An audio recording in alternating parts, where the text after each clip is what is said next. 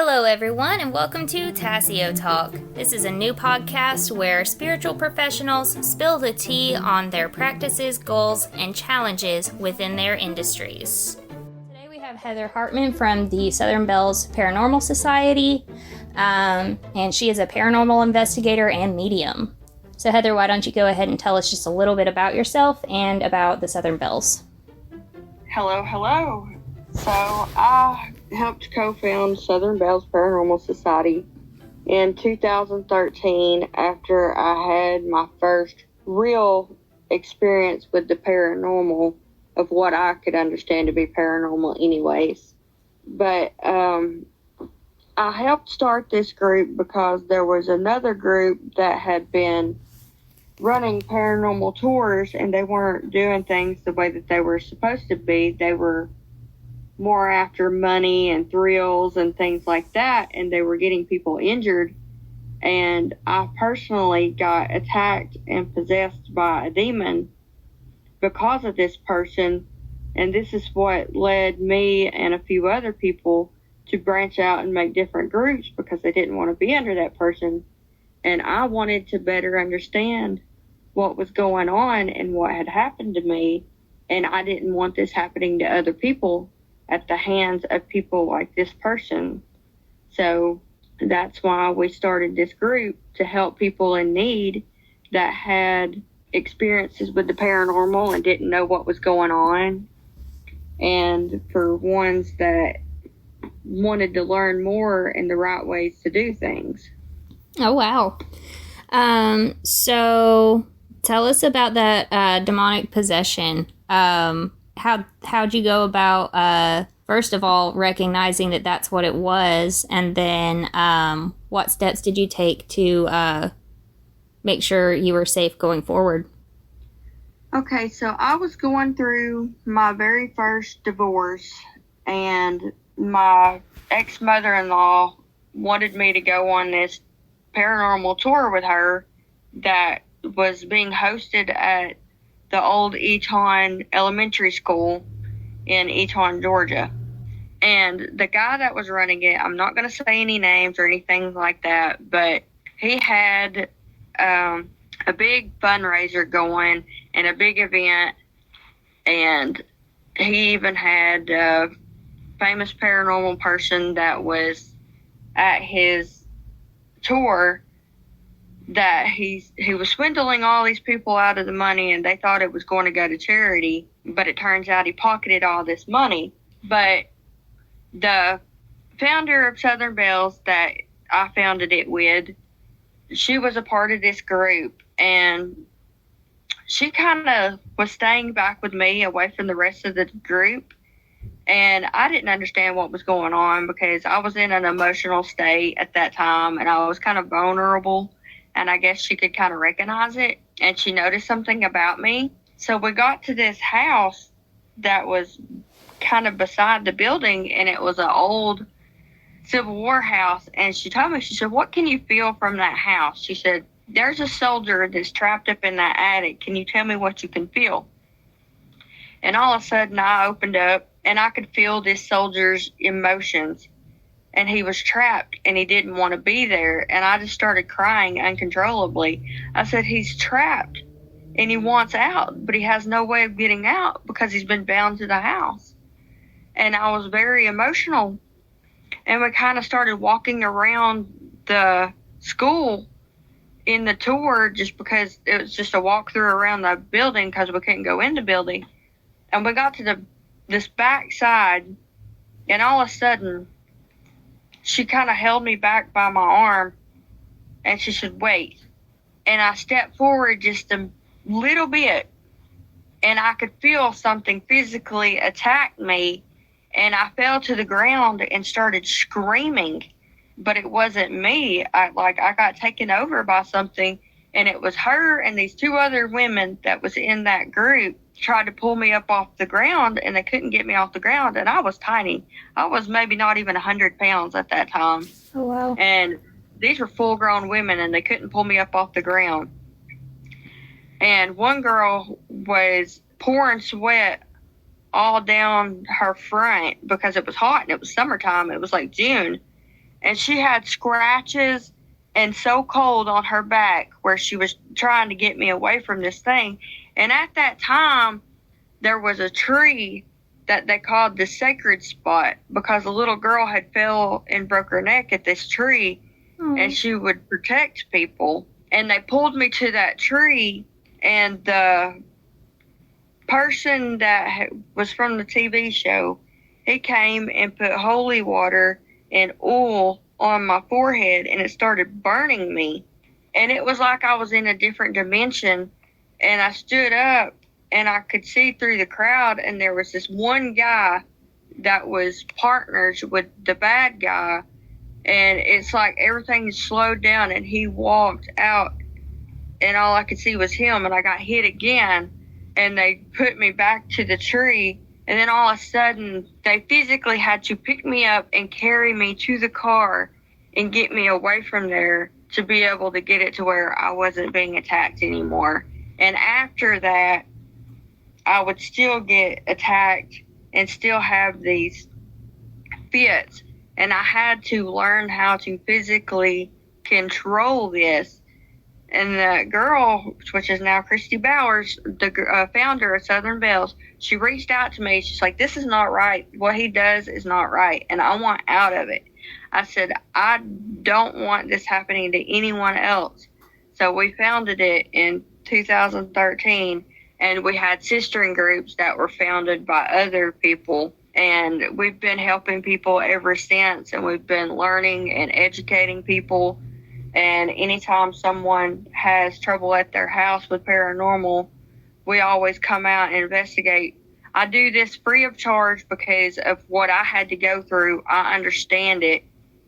And we will cleanse the houses and things like that because I don't want this happening to anyone else, because it's a very dangerous thing, especially when you have no idea what's going on with it. Absolutely, yeah. Yeah, it's nothing to play with for sure. Mm-hmm. Yeah, and you have people like that that's just after it for money, and it makes the paranormal look bad, and they don't realize how dangerous it can be. You're absolutely right. I had a couple experiences myself back before I ever met you. I was with my ex-fiance, and his daughter's room had some kind of just heavy negative presence. I didn't know what it was at the time. I knew it didn't feel right, and I wanted it out, and I wanted to protect, you know, what the girl that was at the time supposed to become my stepdaughter. And I actually promised someone on Facebook that I would tell this story. But basically, I went in there. This was like my first little dabbling with cleansing and witchcraft and stuff like that. Was I just wanted to protect her. So I went in her room. I did make a mistake. I didn't want to affect his father's spirit. So I put salt around his urn and just, you know, to keep him quiet and not affect him while I was cleansing. Turns out that was a mistake because he was very heavily protecting that house. So I learned the hard way on that one. But that entity physically pushed me out of her room when I went in there with my white sage burning. So that wasn't very fun. So yeah, I agree. They are nothing to mess with. Being inexperienced, I wound up having to reach out to my cousin who's a shaman to kind of remotely remove it. And he gave me instructions on what to do on my end. So we got it taken care of eventually, but I definitely learned some things during that experience. Yeah, I've been in very old houses that would have children spirits that were not really children, and they would follow you around, and you could tell it wasn't a real child. But then again, I've also been in locations where you really do find children spirits. Like, people tell me all the time, oh, there's no such thing as a child spirit. There's no such thing. It's not a real child. But I have witnessed real children's spirits. My son even has a guardian spirit that follows him that's a child. And I had been seeing another child spirit around my house and around my yard, but I do believe she followed me the last time we went to the jail, and I believe she's still there.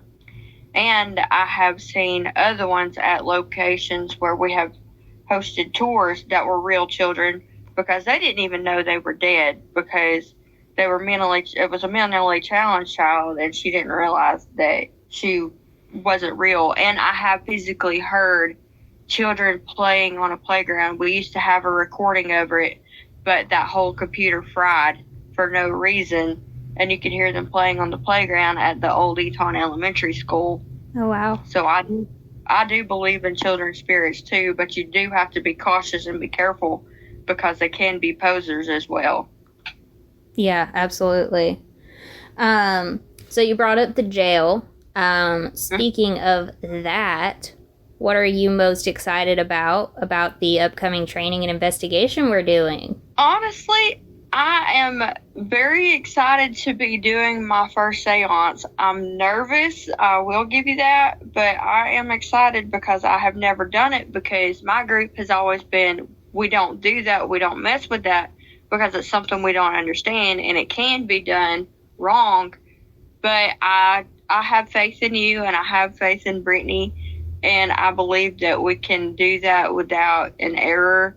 And I'm excited to see what we can actually get from that, because I believe that it's the same as a spirit box, because we have had people get attachments from the spirit boxes, myself included, with the child from the Hamilton house. So, and the attachments that I have that follow me anyways, it goes to different locations with me. So I'm excited to try it.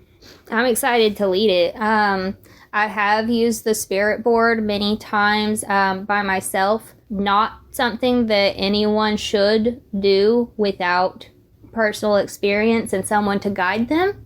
But I've used it to communicate with other realms, such as the fairy realm, and with deities, particularly Hades. I always invoke him for protection. This will be my first time leading one as a form of entertainment. But I would not be doing it if I wasn't confident in my abilities to lead it in a safe manner. And I trust you and Brittany wholeheartedly to follow the instructions that you're given so that we can do this the right way. I don't really... I'm all about keeping people safe, but I'm also curious. Yes. And, we may decide after the training that, hey, we're not ready for this, no big deal if that happens, but I would definitely like to still offer it on the public investigation if we can. And you mentioned fairies, and I've actually had a few experiences with fairies, or pixies, fairies, something, but they're always a little annoying to me. A lot of times they'll come in the form of a moth to me, but other times it'll just be a ball of light that will buzz around my room. But I can only see those whenever I'm really, really, really in tune. And there's certain people that I can be around that I'm not really around anymore, but I can physically see spirits and hear them better when I'm around these people and I'm in tune with these people. But those fairies would literally follow me around and just be little balls of dust, not dust, but like little balls of lights. And they would zoom by, kind of like Tinkerbell, but it would always be to do something kind of annoyingly. Oh, yeah, they're little tricksters. Yes, and it was always like them dang fairies. There was one that stayed in my car, trapped in my car forever. Oh, no. And my ex was even like, your fairy's in the car, and it was this moth. And for 2 days, I couldn't catch it. It was huge. Finally, I was able to just hold out my hand. I was like, okay, you've got to get out of my car. And it physically landed on my hand and let me carry it to a tree. And I'm like, there you go. Now you're out of my car. Occasionally, I'll end up with them in my house, and I can, like, see my cats chasing something around that I can't see, and it's not a bug, because I would see a bug, but they can see it, and I'm just like, I know what you are, and you need to leave. Yeah, I can actually, when I'm really in tune, I can see them, just a ball of light going zoom, zoom, zoom all over the house. And it's crazy because you don't think things like that exist. And you're like, I see you. And it's normally just out of the corner of my eye. And as you turn, you can see it just kind of go on somewhere, because I used to be really in tune. I couldn't tell the living from the dead. That's how well I could see them and physically hear them. And I just had to shut it out because it gets overpowering when you can't tell the living from the dead. Oh, yeah. And and when you can hear other people's thoughts and read other people's minds, it's just something that I've learned to tune out, because I don't like doing that, because I feel like it's an invasion of privacy. So it's one thing that I keep to myself. I learn every day that I have more abilities. I tell everybody that when they come to my paranormal group, they say, well, I don't have any abilities. I said, everyone has abilities, just some people never learn them. And some people learn them more as they go. Like every single day, I learn more about myself. Oh, and yeah. It's always a learning process. And speaking of that, so what you were describing just now, I understand to be because you are naturally a medium. How would you describe mediumship to someone who's never heard of it? Well, a lot of times they're like, well, I don't believe you. You're going to have to prove it to me. And I literally will tell them something about themselves that they will only know for themselves in order for them to believe me. Like a lot of times I used to do readings on photos because I'm really good at reading photos.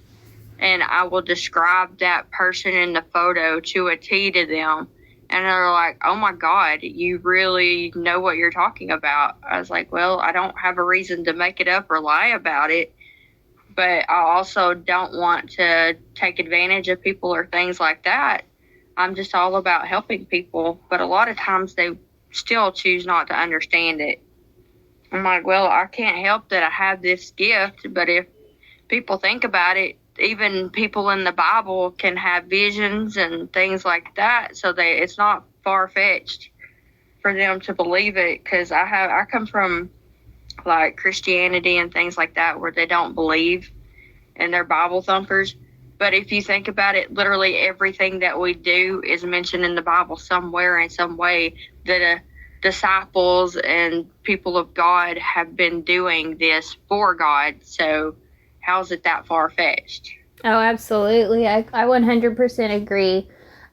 Personally, I feel like the witches and diviners are today's just modern prophets. We get a bad name. People think that it's of the devil, but more often than not, our messages come straight from source, which would be, in layman's terms, God. Because I have visions of the future. Sometimes I don't understand it. It's more like That's So Raven, where she has these visions and she tries to figure them out and she normally gets them wrong. I always somehow or another end up getting it somewhat wrong because I think too hard into it. But they always come true whenever I'll have a vision. But it's also like in the Bible, they would have dreams and all of that. But if you think about it, we use herbs and plants and things like that for healing. What did the homesteaders and all of that do? What did they do in the olden days when they didn't have medication? They used herbs. They mixed herbs together to form a medicine that would heal people. And it's the same exact thing. Yes, absolutely. Okay, well, actually, I do have a question that was submitted on TikTok that ties right into that. This was submitted by Instant Gore on TikTok. do you think that knowledge of all religion has an effect on the other side? I do, because I've opened up to different religions, and I've come to learn that there's truth. Like, I used to not believe that there was different gods. Like, I used to not think that there was the others, like Hades and all of them. I thought there was one God because I was a closed-minded person. But I started opening up more, and then I started seeing the signs, and I started showing more interest in all of these, and I started believing in the different forms of religion, and I've just started kind of forming my own little beliefs and things and how I want to go about the future. And I do believe that it could affect the other side, just for the sole fact that if you're a good person here, then I feel like you're going to be a good person on the other side. And if you do bad here, then I know there are spirits that can have been really bad people on Earth, and they turn not demonic, but more like malevolent and things like that. They turn into really bad spirits on the other side. So, in a way, religion, I know I have been saved by God. I used to be a Christian and all of that, and it was something that I had believed in, and it was actually May 20th, 2005. I can remember it because, and I have experiences that I cannot, like when I was a baby, I should have died in a wreck. I was on a moped with my dad and my sister, and we had this wreck, and the moped fell over on top of me. But I didn't fall over. I was just standing there holding it up. And my dad's like, "How are you holding that up?" And I'm like, "It's not heavy." Like, I was a toddler. I had no idea what that meant. Fast forward, like, I got saved at school because I started believing. I was like, well, I want to believe. I want to be good. I went to that FCA meeting, but I didn't pray the prayer or nothing like that. But I crossed into my classroom, and I'd actually gotten saved. And a few months later, I had been riding that moped at my dad's house, and it fell over. I was like, well, I'm just going to pick it up. It can't be that heavy, because I picked it up as a kid because I visually remember this. And I went to pick it up and nearly jerked my arm off because it was so heavy I couldn't lift it. Oh, wow. And I immediately started thinking about when I was a kid. And I just started bawling like a baby because I knew somebody had their hand around me. So I do know that there are higher powers and higher beings and all of this. And I do believe that there are different realms and all of that. Like, I do believe in all of that. And I do believe where I'm going when I die. But I also think that there is a realm where you can get trapped, where if you don't want to cross over or you don't know how to cross over. And that's also another thing. As my group, we like to cross over spirits that don't realize they're dead, and they're looking for their family, and they feel lost. We've crossed quite a few spirits over. And there's a lot of haunted locations that we go to that I kind of frown upon because I don't like going back to those places, because they're like, don't cross the spirits over because, that's their money maker. Mm-hmm. And I don't feel like that's right. As far as the spirits, if they want to cross over, I think they should be allowed to cross over. And if I go somewhere and that happens, I tend to not go back to that place because I don't want to be the one putting money into these spirits that they're using as circus people, is what I would consider it, because they're there against their will and they don't want to be there and they want to be crossed over. And I don't think it's fair to them to have to sit there and suffer through that because they don't want them crossed over. I fully agree. I've only really helped one or two spirits cross over in the past. One was a child, and the other was, I don't know how old they were, but just in passing, as I was doing a cleansing for somebody, the spirit just kind of let me know, hey, I'm ready, but I need help. So I just said a prayer, and I felt them go. Mm-hmm. Yeah, it's very rewarding whenever you can help someone, whether they be living or dead. That's what I'm here for, and that's what I've always stood for. And I love doing tours and things like that, but our so core root at Southern Bells Paranormal Society is to help the community. We normally will go to Relay for Life and set up for that because our member has actually had cancer, and she is an active cancer survivor, and she does have cancer again. And that's something I believe in, is helping the community. And we'll go to like Veterans Day parades and things like that because we believe in the military. But it's all about helping people. If we can go in someone's house and they'd be terrified, not knowing what's going on, and we can give them answers, that's what we're there for. If we can help them and cleanse their house and get rid of what's harming them and their children, or if we can just help a spirit cross over that doesn't want to be there. A lot of times spirits will act out because they're trapped and they don't realize that they're trapped and they don't want to be there, and they don't understand why all these strange people are in their houses. And it's a good thing that I can communicate with the dead, but a lot of times it gets scary because they'll come from anywhere and everywhere.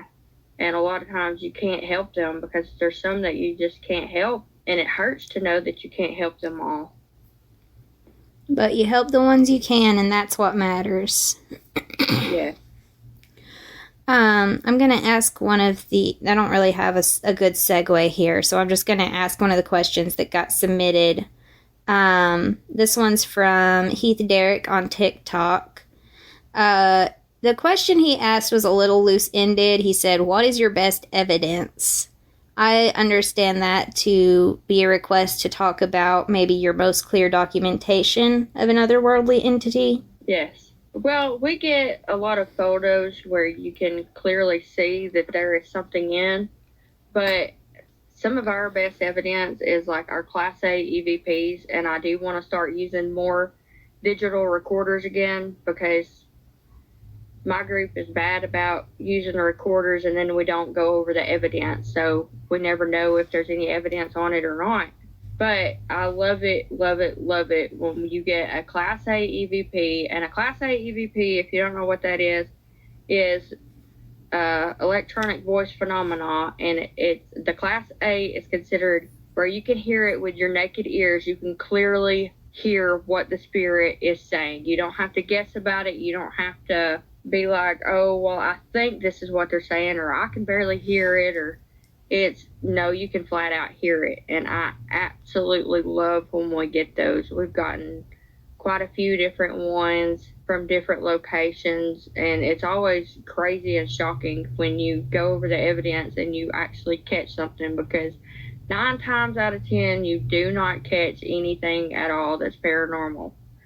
But we have been very fortunate to have a lot of active locations, and we normally get at least something at every investigation that we go to.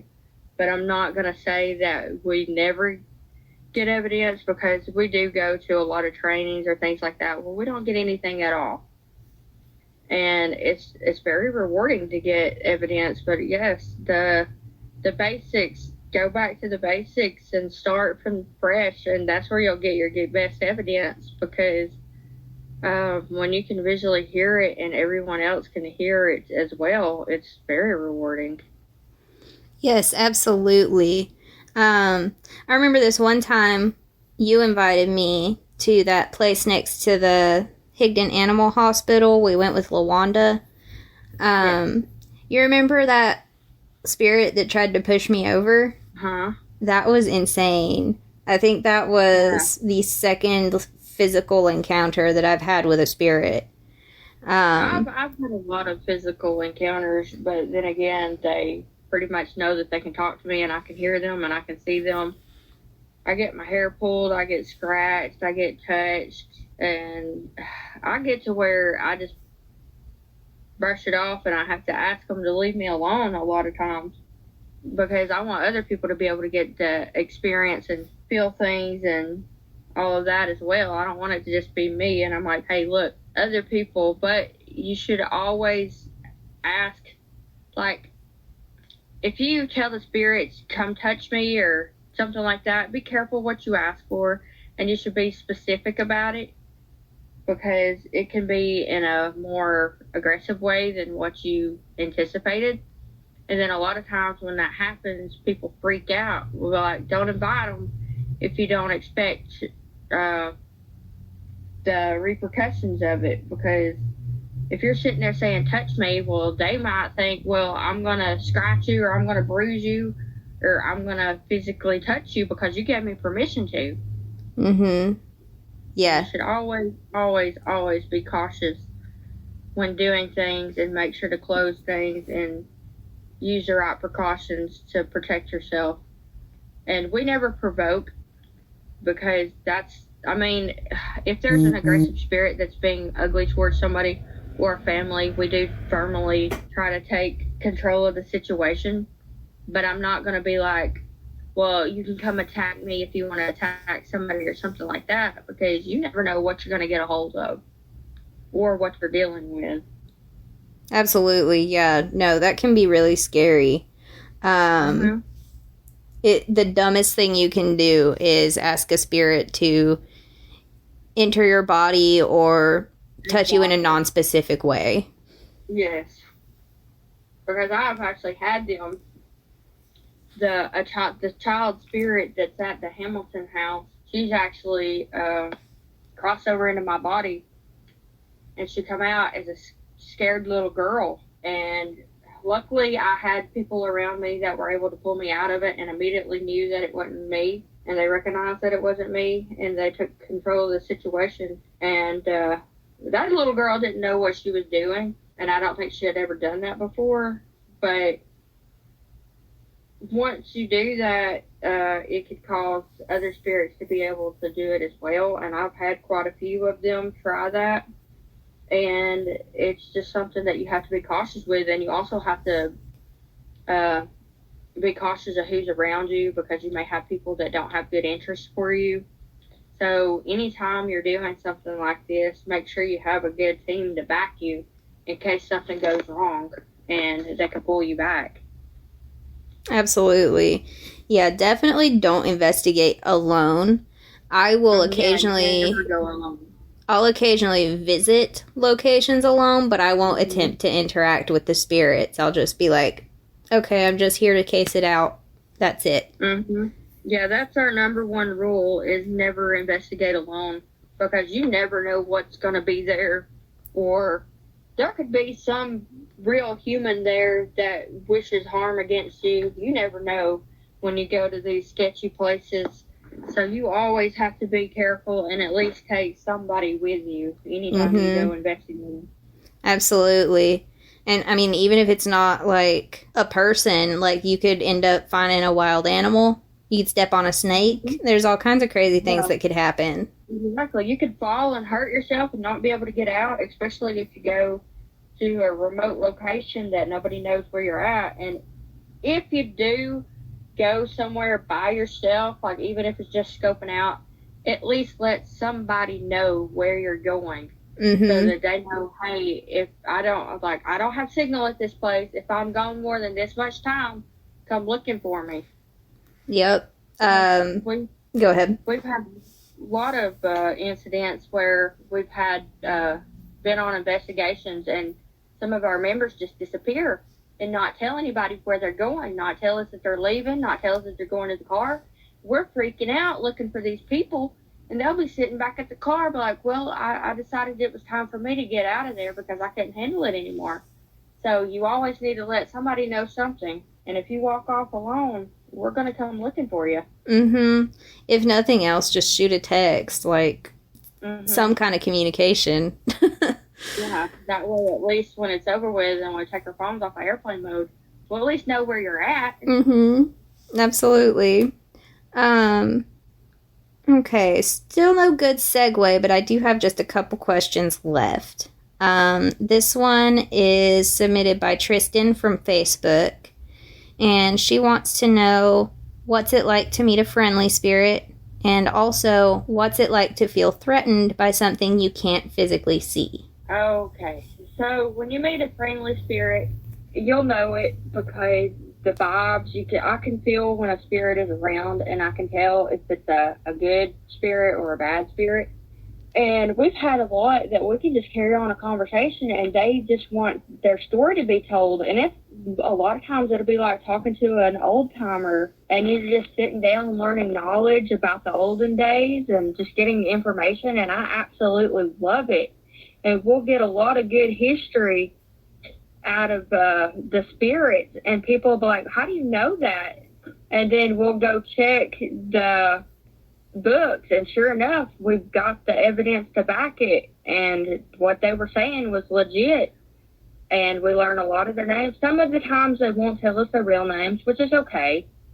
I understand that. But when we do get their real names, we like to get the hard evidence with that, and we'll go check the history books to make sure that it's legit of what we're talking to and who we're talking to. And it's a really amazing feeling, because it's just like you're talking to somebody that's right here with you from the olden days. And whenever you meet a bad spirit, you can always tell because the air is heavier and it's darker and you feel real uneasy, like everybody has felt the hair on the back of their neck stand up or something like that, and you're just real cautious and alert. And we have had spirits that we have had to physically tell them, you have to go. You cannot be here, and take control of the situation, because you have to dominate the spirits that are like that. And you have to show that you're in charge, or they can physically hurt people by scratching and throwing things and pushing people downstairs. And you just got to really be cautious, and you can't show your emotions as far as being scared goes, because they feed on your fear. Absolutely. That's why one of the things I want to do when we start investigating together on the joint ventures with the Violet Flame and the Southern Bells is starting the investigation with a declaration of autonomy, so that the spirits know that, hey, we're in charge of ourselves. Yes. I'm very excited to start that. A lot of the times they'll be like, well, this is my house. I'm in control of this house. But you have to be like, this may be your space, and we will be respectful of your space and your house. But you have to be respectful of me as a person, and this is my body, and you're not allowed to harm me. Mm-hmm. That's like the most important thing. Yes, always be respectful of the spirits, and a lot of times they'll be respectful of you back. But a lot of times you'll get the ones that are still not respectful, and you have to learn when it's time for you to go to a different spot in a different location, just by the vibes of the spirits. If they're not getting any better, if they're still being aggressive, you have to be like, okay, that's fine. We will leave, and we will go to a different location and leave you alone. Mm-hmm. Because you got to respect their wishes, or you're going to get hurt. Yeah, it can be pretty crazy for sure. Mm-hmm. Okay, so that's all the submitted questions. I just have one or two left for you of my own. Looks like 3 left. So the first one is, we talked about this a little bit already, but what kind of tools do you use? So we talked about the EVP and we talked about the spirit box. What are some of the other ones that you like to bring on every investigation?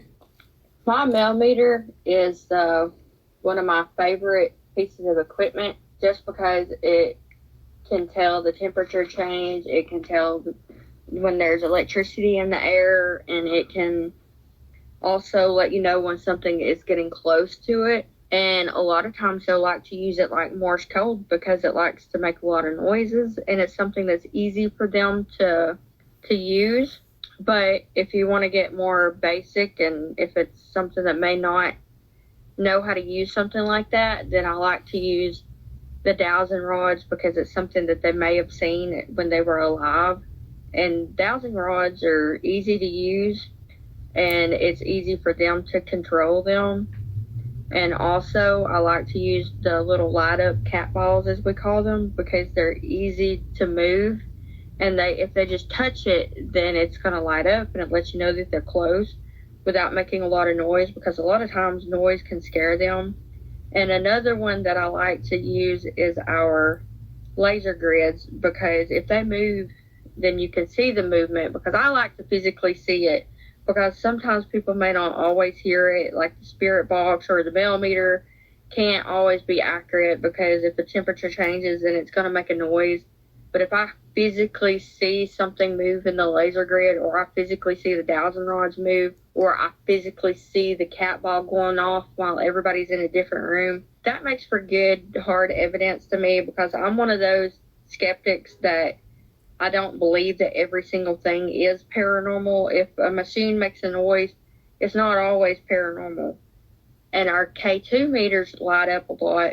But if people's phones are not on airplane mode, then the phones can affect it. But when everybody's participating and cooperating the way that they're supposed to, and we get evidence, then it makes for really cool when you get to see 2 or 3 of the K2 meters going off at the same time, like we did at the Jasper jailhouse. And I'm just one that likes to physically see the evidence for myself to be able to believe it, because then I like to be able to show others, like, look, we're all in here and our light up balls are way over there where there's no movement, but they're still going off. And then everybody can see that, hey, look, there's actually some evidence and we're actually getting something. Yeah, I like when I get to see things physically with my eyes too. And I'm the same way. I look for the mundane before the paranormal. So if I see something going off, I'll immediately start scanning the room and see what could have affected it. And if there's nothing, then I'll know it's real. And that's like for photographs. People have come to me a lot to debunk their photos. Like, well, what do you think this photo is? What is this right here?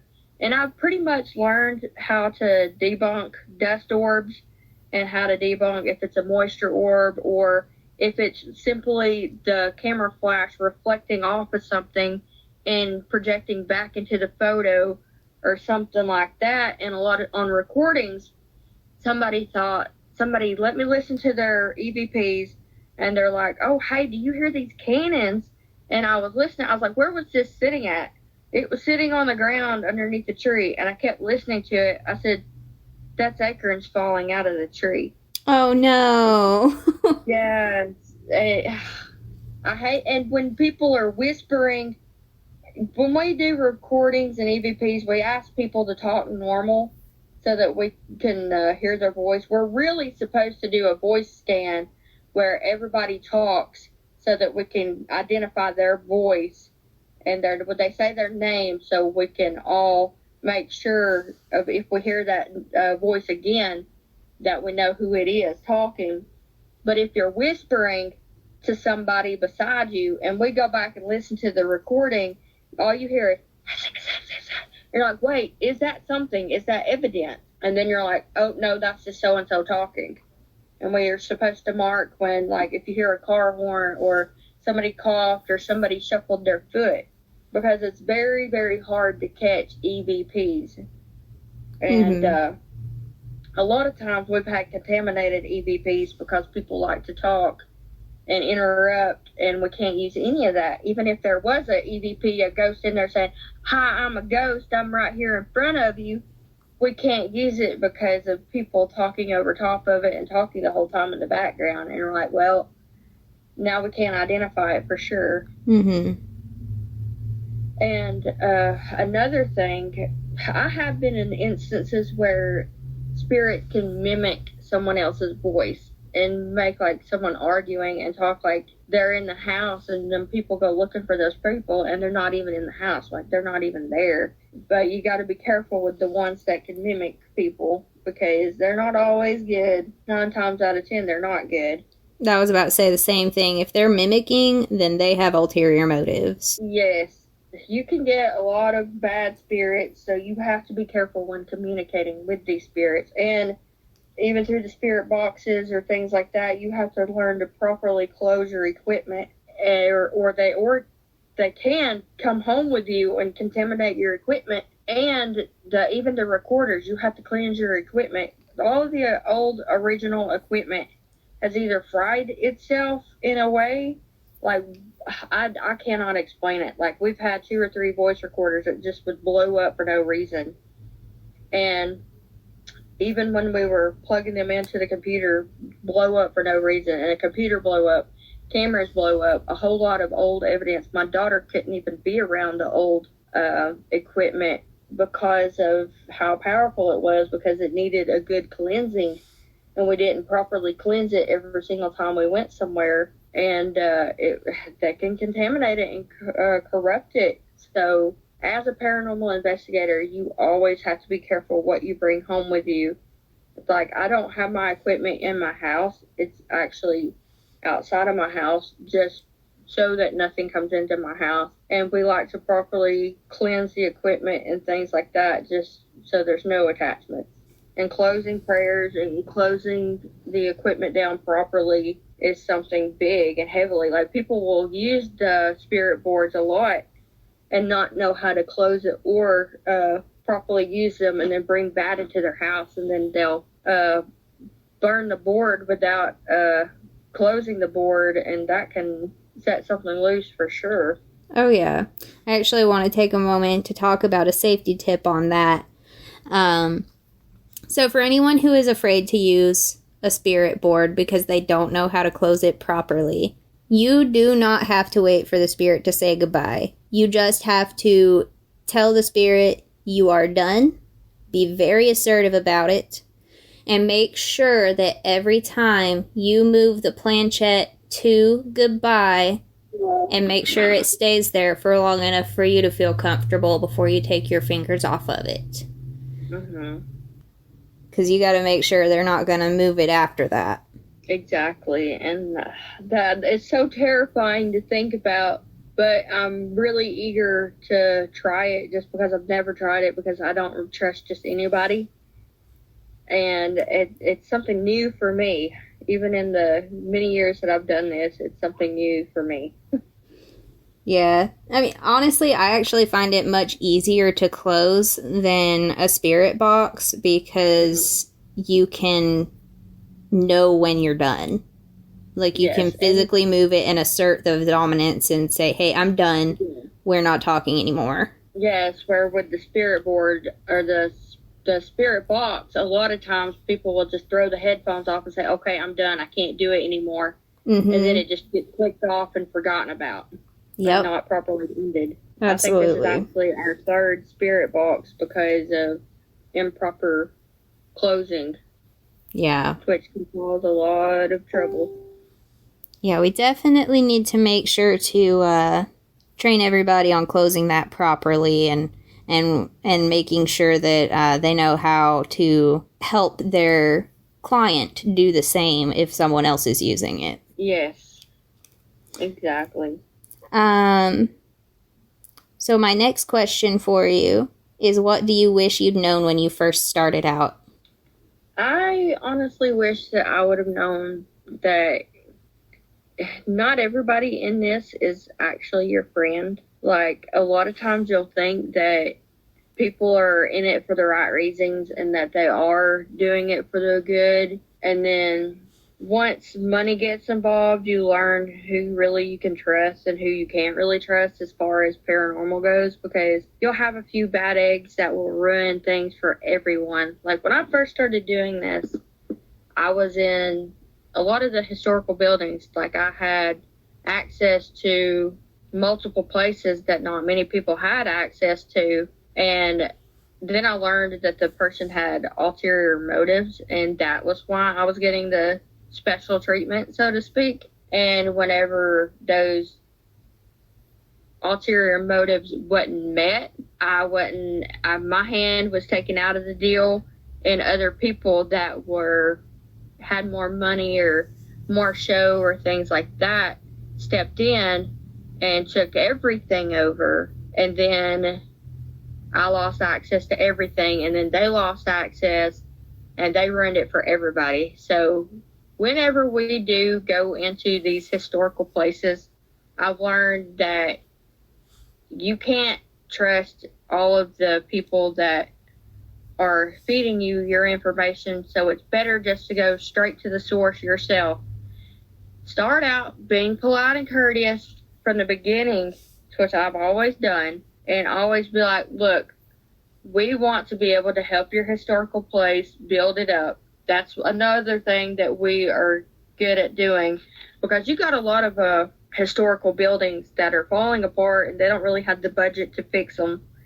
And if we are able to help raise money to help these places while also educating people on the paranormal, that's the thing that we like to do. We like to go in and help raise money for these locations to where we can continue having access to it, because we've lost a lot of places due to mold and things like that because they didn't have the proper money to fix them up.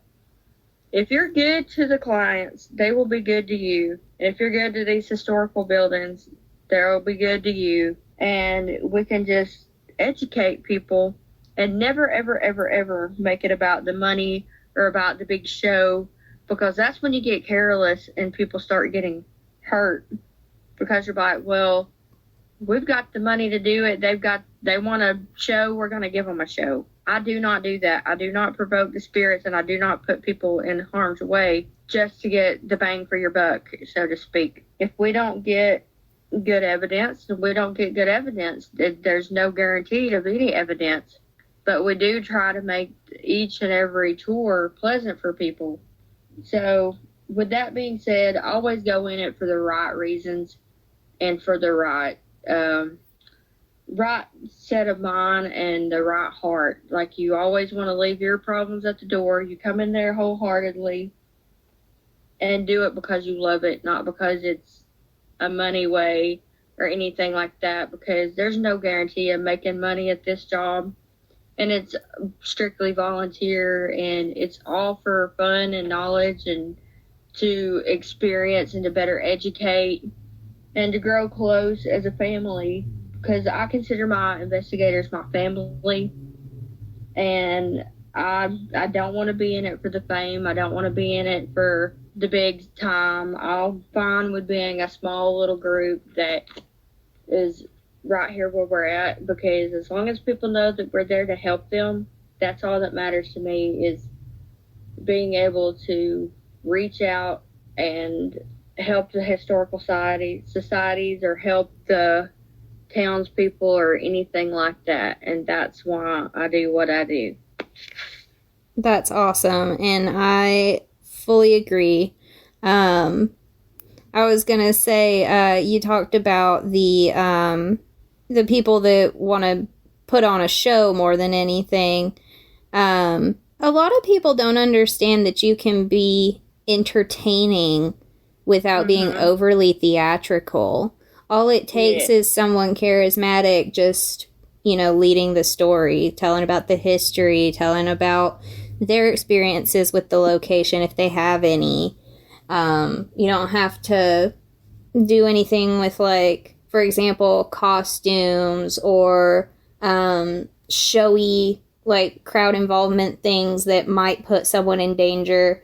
Those are just a couple things that I've seen on tours that I've been on in the past that I wasn't a big fan of. Yes, and like jump scares and things like that. You could give somebody a heart attack, because we have a lot of older people that come in, and I don't believe in doing the jump scares, because you can literally cause somebody to have problems if you do things like that.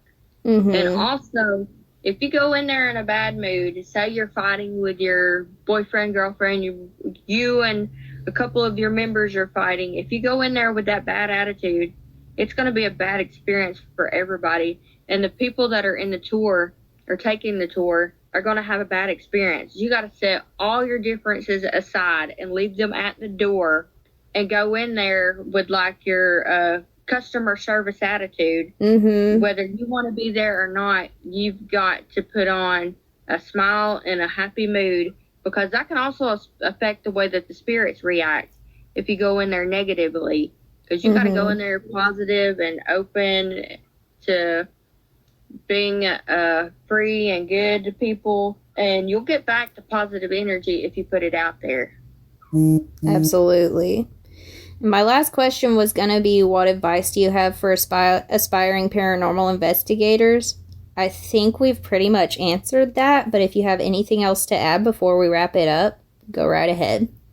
if you're wanting to get out there and do this, then get you somebody that's going to be a great friend to go with you. And it's always great you can take a notebook, write down history or notes, or take pictures of anything and everything. Like, even if you take 500 photos, there may be something in one of those photos. You never know. And always hit that record button. And even if you're just talking, sit there and record your conversation, because there may be something in the background that you need to hear. And always be respectful of where you go. Check your laws. Make sure that you're allowed to be in those places. And just get out there and be positive about it. And don't let your negative emotions take over, because you just got to be very careful about this. And even if you cannot afford equipment, there's ways to do it. A lot of phones will have voice recorders on them, and there's a lot of apps that you can use that are really good apps. And you can just take 2 metal rods. You can turn them like the little flags. You can create dowsing rods with those if you bend them properly. You can even take a necklace and a ring and make a pendulum or anything like that. And there's always a way to make equipment if you're willing to learn how to use it. And you don't have to have the big fancy equipment to get evidence, because you can just be out there doing nothing and getting all of the best evidence, because it's not about the big fancy stuff. We used to use a flashlight all the time. I can't find any of these flashlights anymore, but you turn them a certain way and the spirits can turn them on and off. And we've had great experiences with those. I wish I could find those flashlights again, because there's always a way to turn something into a piece of equipment. And I've learned that, because a lot of times I'll forget my equipment and need something right there on hand, and just make something out of what I've got. And always make sure to use your protection wherever you go, and tell the spirits, I came with nothing, I'll leave with nothing, because you don't need nothing going home with you. Just be aware of your surroundings, and also be aware of the weather, because that can play a big role and effect on the paranormal evidence, because rain can energize the air. But you also got to just note your noises when you are recording. And if you're outside, then cars and trees and birds, they all make noises, because the wind in the trees, or the falling of the acorns and all of that, you just got to make sure you note what sounds are out there. Like, if you take the notebook, go sit in a location one day and be like, okay, so there's a lot of traffic here, there's a lot of birds in this location, and just write stuff down so you know what to look for when you're going back over your recordings. That is excellent advice. Well, I'm ready to wrap up if you are. If you have anything else to say, now's the time, because I'll be hitting the end button momentarily. I think we've covered a good bit for today. Perfect. Yeah, we set out for 30 minutes. We got an hour. That's amazing. Yeah. Well, thank you so much, Heather, for being on my podcast. I look forward to many more episodes with you in the future. Well, thank you for having me. That concludes this episode of Tasseo-Talk. Thank you so much for listening, and be sure to tune in next month. Featured in this episode were myself, Chrissy Ball, and my special guest, Heather Hartman. The music you hear is courtesy of freestockmusic.com and features A Midsummer's Night in the Woods by Justin Allen Arnold.